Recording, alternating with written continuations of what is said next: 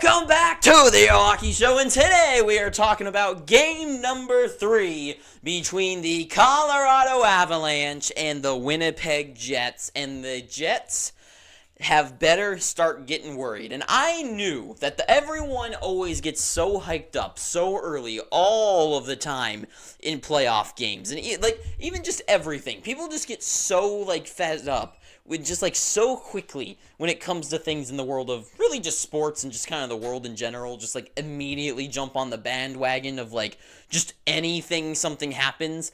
But it's just this series especially, where everyone, including Spittin' Chicklets, who's usually not the one to kind of jump at the bit there's an idea comes across like this. But game number 1, the Jets, they were going hot into the playoffs, and sure, I also was riding on the Jets thinking yep, they're gonna beat Colorado. But it wasn't that for people. People were all about the Jets because of game 1, how they won 7-6. And I knew in that game, I was look, they started off hot because they made it in the playoffs. They have a better chance to win this year. They're hot right now in the regular season, but they have a tough opponent. And I did pick Winnipeg to win this series, but after that one and then immediately seeing game 2, that is when I knew the Jets are probably destined to fail in this series, because they are going for a offensive battle against the Avalanche. They are the best offensive team this regular season, and the Jets are a better defensive team. And instead, they've decided to take their sword against the diamond on fire sword of the Avalanche, and it's just ridiculous. So in this game, Zach Parise, just want to mention the guys who scored the goals, because to me they're super telling of who gets the points this game. Parise, a guy they add out of retirement. The guy's looked so good in the playoffs this series. He puts up fights. He's in front of the net. He's grindy. He's getting to the tough areas. He's forechecking hard. He's getting to the front of the net. Doing such a good job, gets his second of the series. Nathan MacKinnon gets his second of the series on the power play here. But then also, who doesn't show up on the scoring sheet is Casey Mittelstadt, who had 3 assists tonight. This team, the big thing about them is that they aren't that team that they were that won the Stanley Cup, right? Because they're missing the top 6 potential, right? And especially going into the playoffs, Mittelstadt wasn't really working out for them. And then Drouin goes out injured, can't play in the playoffs, and now Mittelstadt is emerging. And it still does suck about Drouin, but Mittelstadt is emerging as a good, solid second-line center. Not as much as Nazem Kadri. Kadri was definitely a huge difference maker for them, but Mittelstadt is definitely covering that second-line centerman role that they really needed out of someone. And with his 3, not just the assist game either, but he's playing hard. He's playing both ways on the ice. He's seeing all of it, and he's just really impressing me with his overall game, just overall. But Valeri Nichushkin gets his 3rd goal of the series. Lehkonen gets his, I could have sworn this is not his first goal of the series, but I didn't put the number on the board. Ross Colton gets his name on the board as well, and Devon Taves gets a shorty on the empty net. For the Jets, Toffoli and Morrissey, those are the names that get on the board. And they did get up there early, right? But here's the thing. This is a solid win for Colorado. A very solid win. And I'm wearing the Kraken. That didn't mean to wear this shirt for this video, but whatever. It's too late now. But this win shows them the difference between what they were last year against this team and this year, where the depth was filled. Parise, Lehkonen on the board. MacKinnon showing up as he should be. But guys like Parise, Colton getting on the board. These third-line guys going down the lineup, getting on the board, playing good hockey. Even Devon Taves get on the board.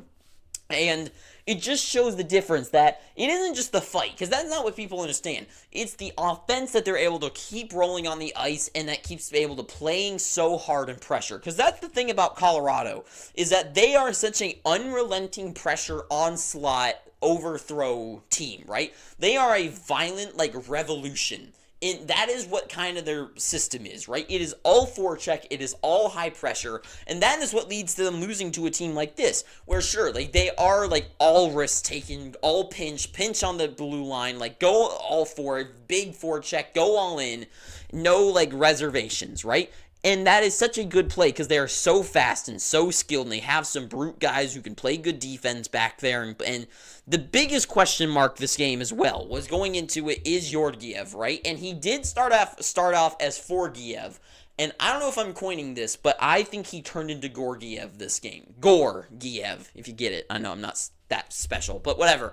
To me, Georgiev definitely turned up a level tonight. He looked solid. He had a lot of good glove saves. He was seeing all the pucks. And it was really because Colorado's team was doing a very good job of neutralizing the Jets being able to put on, like, get those cross ice passes and get those, like, good dangerous slot shots. And even when they did get those off, Georgiev was there and able to see those shots in those lanes. And it was just a good overall game for Colorado. That pressure was showing, that forecheck was showing, their pressure on the back check was showing. Like, it's all there for them. And Georgiev was able to shut it down for them. And they just kept rolling. And for me, the Jets, the biggest thing for this team is that I'm not seeing any true adjustments to the lineup. And that is my biggest thing, is because this team feels like another team that is designed to be super good in the regular season, but kind of fail in the offseason.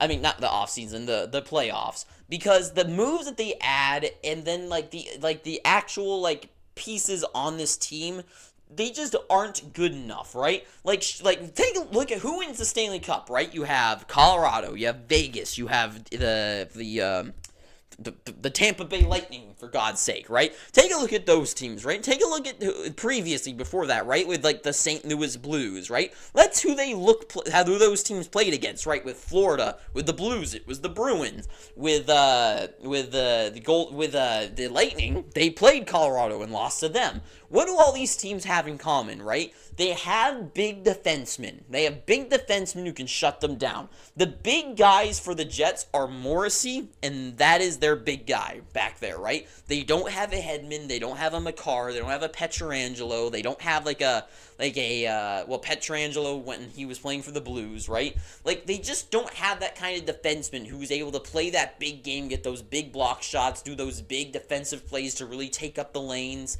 And it's just, to me, they're not doing their current build with guys like Dylan on the ice. I've always been a fan. I wish he was a friend, but a fan of Brendan Dillon. I'm a Sharks fan. I've always been a fan of his, and I like that he went to Winnipeg where he can play good hockey and be on a good team and win. But to me, it's just I've seen his game, and he is a very good defensive defenseman. But it's just the issue with guys like Dylan and guys like Pionk and guys like Morrissey is that they just are not those guys. They are not Hedman. They are not Makar. They are not Pietrangelo. And you really need those types of defensemen to go far. Especially when you go up against other NHL teams with the players like Nathan McKinnon and Rantanen and Makar. And they have that speed. They just aren't those defensemen. And Connor Hellebuck is trying his life to keep this team together, but it's just a barrage of shots that just keep going at him line after line. And his own team, they just don't make those adjustments. Winnipeg is just not making those changes to the lineup to be more conservative, to be more at-home good defensemen. Instead, they're all up front. They're trying to fight fire with fire instead of trying to put water on the flame, right? And it's just over and over again. And I like it because that's what this team did, right? This team also did the fighting back, right? But that was a difference because they fought back when Colorado's three last lines after the McKinnon and Rantanen line were atrocious, right? But it doesn't work here where they have replenished that type of offense and that flurry and those lines to keep putting out there and keep pushing and fighting.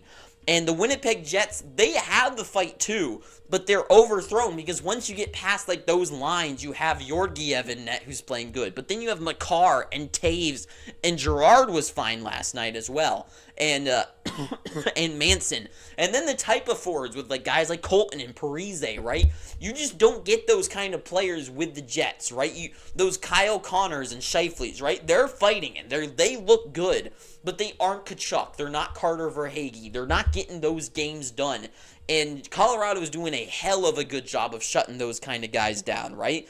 And to me, it's just they're not doing anything to switch to a more boring style of play, more defensive, more trap, more slow down the offense of Colorado, and then let Hellebuck take the rest off their shoulders. Just keep them to the outside. They're not doing that.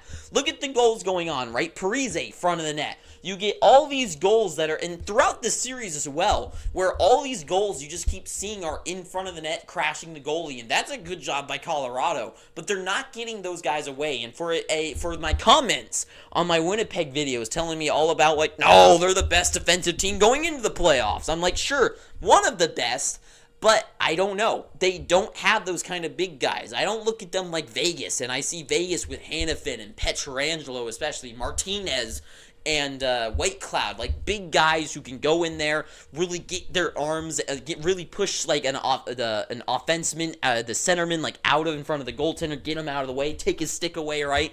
I don't see that. Sure, guys like Dylan are strong guys, but when you have like the likes of like Miles Wood, who's going to be fighting Parise with his experience, his old man strength, out in front of the net, they're going to succeed overall, and they just keep doing that. And to me, I got the big fight at the end was very fun to watch, but I just feel like it shows that the Jets, it's getting to them, right? It's getting to the Jets, and they're taking the fight to Colorado.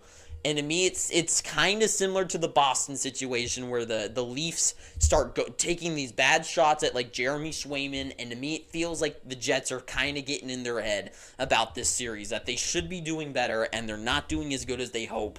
And this series is the Avs for me right now. I think the Avs could potentially, and then game number 4 will be back in Colorado, the best home team this year with the best home player back in Colorado. We're going to take game 4. They will take a 3-1 series lead, and it is going to be tough for the Jets to come back from that one. Sure, they go back to Winnipeg and win it, but they come right back to Colorado, and I think it's their series in 6.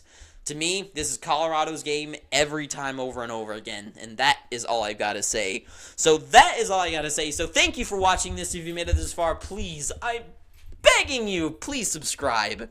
And until next time, too sweet, have an amazing day, and ta-ta for now.